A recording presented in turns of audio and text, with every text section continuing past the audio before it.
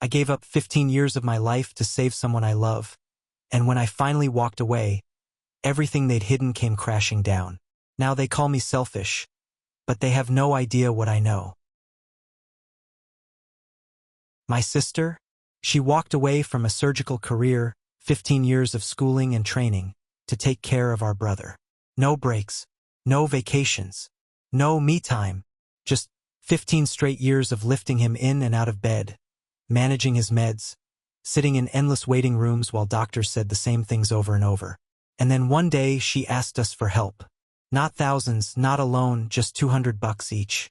Enough to hire a nurse for 1 week so she could fly to Hawaii for her best friend's wedding. She had the whole thing planned out, care schedules typed, nurse credentials printed, even pictures of the facility. She'd been maid of honor for this friend since middle school.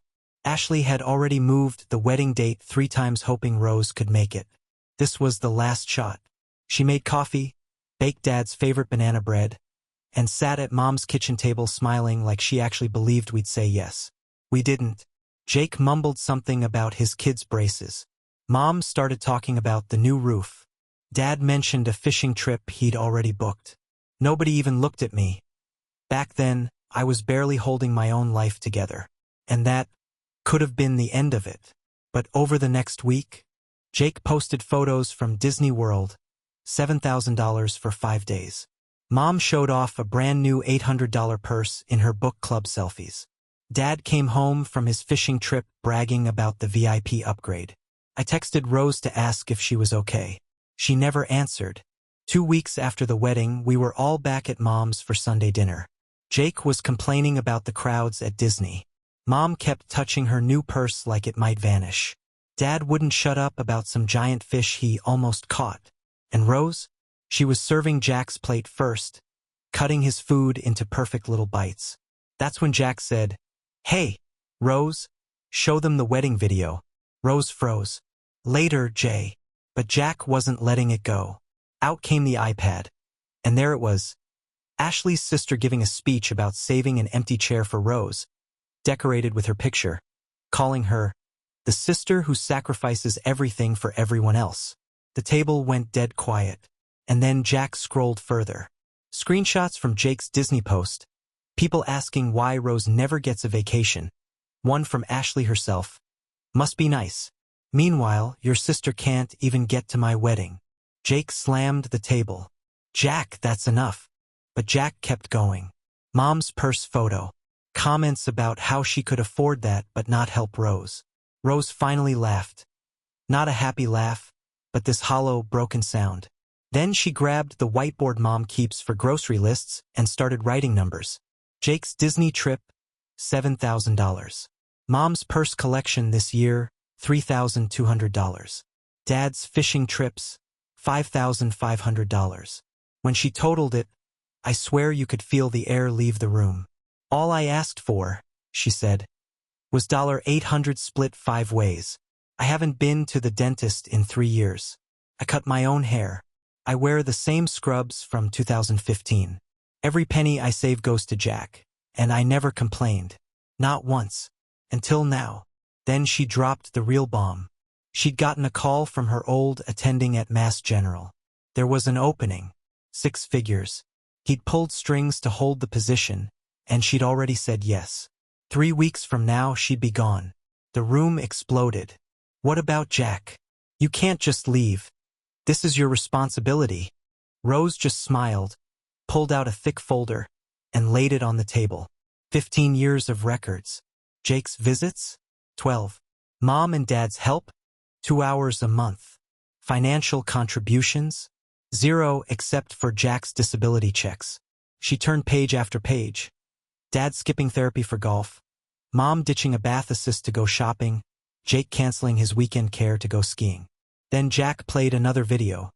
Rose at 3 a.m. on Christmas morning, crying while measuring out his meds. He said she didn't know he'd recorded it.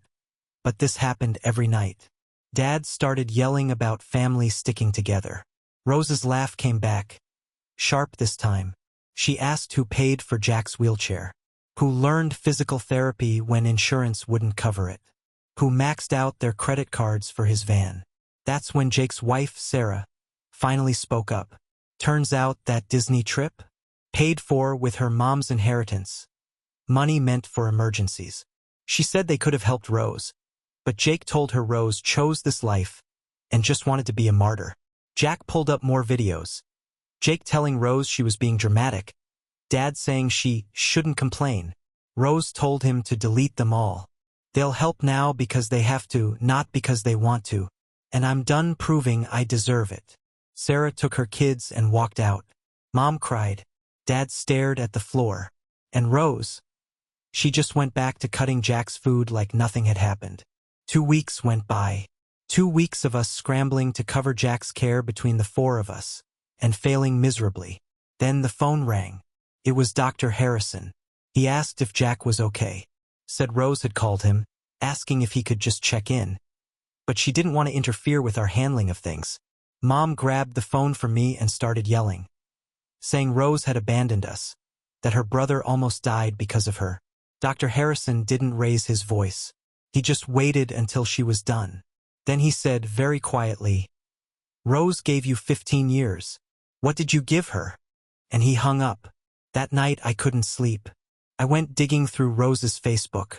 She barely posted anymore. The last one was from 3 years ago, a photo of Jack at physical therapy with a caption about his progress. I kept scrolling back. Every post, every single one, was about Jack's milestones, his appointments, his breakthroughs. Nothing about her own life. It was like she'd erased herself completely. The next morning, a thick envelope arrived. It was from the care facility Rose had researched. Inside was a whole program, physical therapy, social activities, job training. A real life for Jack, not just existing in her apartment. That same week, Jake's divorce papers came. There was a statement from Sarah's lawyer saying she'd offered to help Rose, but Jake refused to let her. Said watching Rose give up everything while Jake did nothing was part of why Sarah left him. At dinner that night, Mom broke. She cried into her mashed potatoes, saying she'd always been jealous that Jack called for Rose instead of her. So she convinced herself Rose wanted things that way. Dad held her while she sobbed about failing both her kids. And I just sat there, watching us finally face what we'd done to her. 3 weeks after Rose left, Jack came home from the hospital. But he wouldn't eat. Kept saying he'd taken everything from her. And he wasn't wrong. None of us knew how to fix it. Ashley called. Said Rose was thriving at Mass General, brilliant, just like everyone knew she'd be. But she also said Rose cried every night about Jack. She loves him more than you deserve, Ashley said before hanging up. I tried starting a group chat with Mom, Dad, and Jake to coordinate care. It immediately turned into a screaming match over who could take which days, whose fault it was, and how much it would cost. Watching them bicker made me realize Rose had been juggling all of this alone for 15 years. No complaints. No backup. Sarah had tried to help for years, while Jake brushed her off as not understanding family dynamics. That's like calling a house fire a heating issue. And Jake blaming Rose for his divorce? When Sarah literally left him because he didn't help Rose. That was poetic justice. Later, I went to clean out Rose's old room at Mom's so we could store Jack's equipment. That's when I found it, her acceptance letter to Johns Hopkins. Full scholarship. Surgical program. She'd been their top candidate 15 years ago. There was a sticky note on it that said maybe someday. The date? Last month. Which meant she'd looked at it recently. Still hoping. My hands shook as I realized she'd been carrying this dream for 15 years. And we stole it from her. That week, Jake called a family meeting. Announced he'd hired a full-time caregiver for Jack and was splitting the cost between all of us. Mom and Dad instantly protested about their fixed income. Jake laughed and reminded Dad that his fishing trip cost more than 3 months of care. The caregiver showed up once, saw our family screaming at each other over money, and quit on the spot. I moved into Mom's to help, but I was useless at the medical side. Within a month, Jack had lost 15 pounds. I kept missing his meal schedule. I didn't know how to guide him through his therapy exercises. The house started smelling like old medical equipment I didn't know how to clean. I was failing him worse than when I was using because at least back then, I had an excuse. One afternoon, Dr. Harrison called while I was staring at the maze of pill bottles Rose had memorized by heart. He said Rose had won a big research grant and was dedicating it to Jack. For the first time in weeks, Jack smiled. Whispered, "She's finally free." The next week, Sarah brought her kids. My nephew asked where Aunt Rose was, because she always made Uncle Jack laugh. Sarah tried explaining Rose had an important job now. He frowned. More important than Uncle Jack? Nobody could answer him. I started going to Al-Anon again, this time for my family, not my addiction. People there had similar stories. One woman said, "The guilt after they finally leave is unbearable, because you can't pretend anymore that it was fair." 6 weeks after Rose left, Mom had chest pains. We rushed her to the ER. She kept mumbling Rose's name, saying Rose would know what to do. The doctor said it was stress-related. And all I could think was how much stress we dumped on Rose for years without a second thought. Jake showed up drunk, started screaming about how his wife left him. His sister hated him, and he couldn't take care of Jack. Security dragged him out while he shouted that everything was falling apart. In the waiting room, Dad finally broke. Said he was too old to help with Jack. Said he should have admitted that from the start instead of letting Rose carry it all. The very next day, the insurance company started denying Jack's claims. Turns out, Rose had been battling them for years, filing appeals, sending documents, keeping his therapy covered. Without her, they cut it all. She'd saved us probably $200,000 over 15 years, and we'd never even known. We called a social worker to figure out next steps. She made us all sit at Mom's table again. She compared Rose's old records to Jack's current state and told us straight out we were hurting him. Jake tried to argue. She shut him down. "Jack's declining fast under your care." Then she laid out the papers showing he needed professional help. Mom started crying. Dad stared at the wall. Jake checked his phone. And I sat there thinking, this is what happens when the person who holds the family together finally walks away. 2 months went by after that last meeting. By then, I'd taken leave from my job to take care of Jack. Because, surprise, nobody else stepped up. My savings started draining like water through a cracked bucket. Medical supplies, special food, therapy equipment. Every single cent went straight into his care. I finally understood what Rose had been dealing with all those years, and it hit me like a freight train. I hadn't bought new clothes in weeks. Dinner was mostly ramen and whatever was cheapest. My back felt like it was splintering from all the lifting. And between the nighttime care and the constant worry about bills, I barely slept. Then one morning, I walked into Jack's room and my stomach just dropped. He was lying there, completely still, unconscious. An empty pain pill bottle sat on the nightstand. He'd been hoarding them, and he'd taken them all. The paramedics worked for 20 minutes before they got a pulse. His note was simple, and it shattered me. "I won't let anyone else suffer like Rose suffered for me." They rushed him to the ER, pumped his stomach, put him on a ventilator. And when they moved him to the psych ward, it was cold, sterile, all locked doors. After 3 hours of evaluation, the psychiatrist met with us. She didn't sugarcoat anything. She said Jack's depression came from years of guilt. Guilt about what happened to Rose, and anger at the rest of us for letting it happen. She said he needed professional care, not this family. Her eyes locked on Mom and Dad when she said it. I walked out into the parking lot, hands shaking, and called Rose.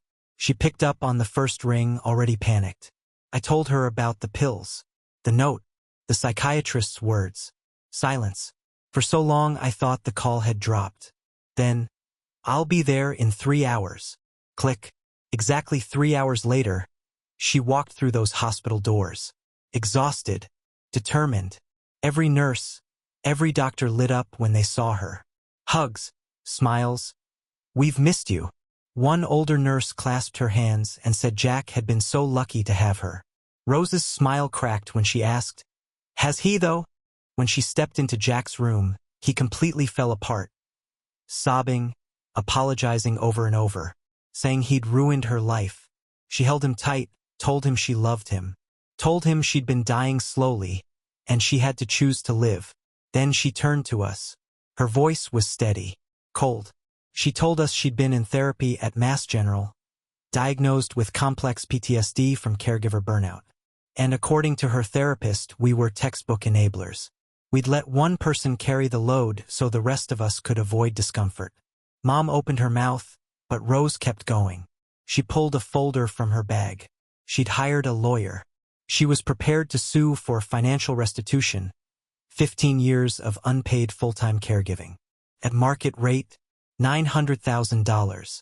Or we could place Jack in the professional facility she'd already vetted and split the ongoing costs fairly. Jake slammed his fist on the bedside table. You can't sue your own family. Rose calmly pulled out her phone. Started reading from texts Sarah had sent her for the divorce case, $40,000 in Disney trips, $75,000 on mom's shopping, $60,000 on dad's fishing trips. She asked if we wanted her to keep going. Then she put the phone away and said, quietly, I'm not here to destroy anyone. I'm here to save Jack. And maybe teach you that love is more than just words. It's showing up. It's sacrifice. It's doing the hard things, even when they hurt. She looked each of us in the eye. And none of you have done that. Not for me. Not for him. The next morning, Rose drove Jack to the facility. Mom and Dad followed. Jake was already in the parking lot, red-eyed from crying all night. The director, tall woman, silver hair, shook Rose's hand and led us into a sunlit conference room overlooking a garden. She'd already gone through Jack's records, which Rose had sent ahead. She showed us the therapy pool, the specialized equipment, the activities Jack could join. Rose asked about visiting hours. The director smiled. Family could visit anytime. Jack could even go on day trips once he settled in. And I just sat there, watching Rose in her old scrubs, asking every question she'd probably been carrying in her head for years. When the director said all she needed were our signatures, Rose handed over neatly organized folders, all ready to go. Jack wheeled himself toward the window, watching two guys his age playing chess on the patio. When the papers were signed, the director said he could move in any time. Rose said, tomorrow. In the parking lot, Jack asked her to drive him home, alone. In the car, he took her hand, told her he wanted the facility, because he wanted her to finally live her life. Rose squeezed his hand, said maybe now they could just be siblings again, not patient and nurse. That night, back at Rose's apartment, she opened her laptop, showed Jack pictures from Mass General, doctors in white coats, high-tech equipment, the tiny apartment she'd found near the hospital, the coffee shop on the corner where she'd learned how to sit and read without guilt. She showed him a photo of herself in scrubs next to Dr. Harrison. For the first time in 15 years, she looked happy. Jack stared at it for a long time, then pulled her into a hug that said more than words ever could. 3 days later, we were all crammed into a downtown law office, sitting around a glossy conference table while Rose's lawyer, this older guy with thick glasses, spread papers out like he was dealing cards in a high-stakes game. He said Rose had two options: file the lawsuit for financial negligence, or sign a structured agreement for Jack's care moving forward. The cost for the facility? For $1,000 a month. Split 5 ways, $800 each. The exact same $800 Rose had asked for to go to Ashley's wedding. Nobody said the word irony, but we all felt it. Heavy. Mom started crying, swearing she couldn't afford $800 a month. The lawyer slid a paper across the table, her bank statement, showing she'd spent $1,100 on decorative pillows last month. Dad started talking about his retirement. The lawyer cut him off with a printout of his boat payment, $950 a month. Jake didn't say a word. The lawyer simply flipped over his credit card statements. Disney trips, expensive restaurants, all while Rose wore the same faded scrubs from 2015. Then the door opened. Sarah walked in holding a manila folder. She said she'd been documenting everything for 3 years, waiting for the day someone would actually help Rose. She handed the lawyer a USB drive. Inside, screenshots, emails, recorded calls, Rose begging for just 1 weekend off, and getting nothing. Jake signed first without looking up. Mom and Dad followed, hands shaking. I signed last. Rose just sat there, exhausted in a way no piece of paper could ever fix. A week later, we all went to Rose's apartment to help pack Jack's things. Everything was labeled. Medications, food preferences, pillow arrangements, even photo guides showing exactly how his room should look. The facility nurse kept saying Rose had thought of everything. Then Jack pulled out his own surprise, a photo album. Hundreds of pictures from over the years. Rose sleeping in hospital chairs, studying medical journals during his therapy, celebrating every tiny milestone. Under each photo, he'd written what she'd sacrificed that day to be there. He handed it to her. "You were never just my caregiver," he said. "You were my hero." Her tears fell silently as she turned each page, seeing her life through his eyes. At the facility, they showed Jack his new room. Big windows overlooking a garden. Adaptive tech built into the walls so he could control lights and shades from bed. Down the hall, a therapy pool with warm water and lifts, a gym made for wheelchairs. Jack rolled to the window, watched other residents laughing over cards. "I could have been here years ago," he said quietly. Rose nodded. "We both could have had different lives, but at least we're starting now." On the way out, Mom kept reaching for Rose's arm. Rose stayed just out of reach. In the parking lot, Mom finally caught up and tried to hug her. Rose stepped back. She looked at Mom for a long time before saying, "I need time. Maybe a lot of time. You weren't just absent, you were cruel. You watched me disappear and felt relief it wasn't you." Mom's face crumbled. No words came. Rose got in her car and drove away while we stood there in the cold October wind. 2 weeks later, I visited Jack. Found him in the activities room, laughing over cards with 3 other residents. Out in the courtyard, he told me about swimming therapy, art classes, the possibility of regaining upper body strength. He admitted he felt guilty for being happy. Said Rose suffered so he could be here. I told him she was happy too now. That same week, we got a group email from Rose. Just one photo, her in surgical scrubs, holding a certificate for completing her first surgery as an attending physician. The patient was a young mother who would walk again. Rose had helped someone walk again. No one in the family knew what to say to that. A month later, Jake called. His divorce was final. Sarah got the house and most of their savings. He said he was moving closer to the facility to be there for Jack. For once, he sounded serious. Mom started selling her designer bags online, telling Dad the money would go to Jack's care fund. Covered 3 months of extras. Dad sold his boat a week later, enough for another 6 months. Rose didn't comment, but Jack noticed and thanked them. 3 months after Jack's placement, the facility director called. Jack had been chosen for an experimental treatment that might improve his mobility, but insurance wouldn't cover the $40,000 cost. Within 2 hours, every single family member wired the money. No hesitation. When Jack told Rose during their video call, it was the first time she'd heard about it. From him, not from us. I went with him to the first treatment session. Watched the therapists attach electrodes to his legs. He gripped the rails and told me he felt hopeful for the first time in years. Then he said something that stuck with me. Rose gave me my life back by leaving. Messed up? Absolutely. True? Completely. Weeks later, I saw her name in a medical journal. An article on caregiver burnout and family dynamics. She didn't name us, but we recognized ourselves in every case study. The dedication read, "For caregivers who love too much and families who love too little." Mom cried when she read it. By December, Mom invited Rose home for Christmas. Rose replied within an hour. She'd be in Hawaii with Ashley, learning to surf. She wrote, "I'm learning to do things just for joy." Mom cried for 3 days. Dad said Rose would come around eventually. But I knew better. Rose had finally learned to choose herself. 6 months after Jack moved into the facility, he called a family meeting. We all showed up bracing for bad news. But when I walked in, he was smiling bigger than I'd seen in years. The treatment was working. He'd regained sensation in parts of his legs. The doctors were cautiously optimistic. We were all buzzing with excitement when he raised a hand and said, "Wait, Rose has to hear it from me first." He called her right there on video. When the screen lit up with her face, I swear I'd never seen her look so happy. Tears streaming as Jack wiggled his toes for her. She kept saying how proud she was, how she knew something would come along. And Jack kept telling her it was all because she left, that saving herself was the only reason she could save him now. When the call ended, Jack turned to us.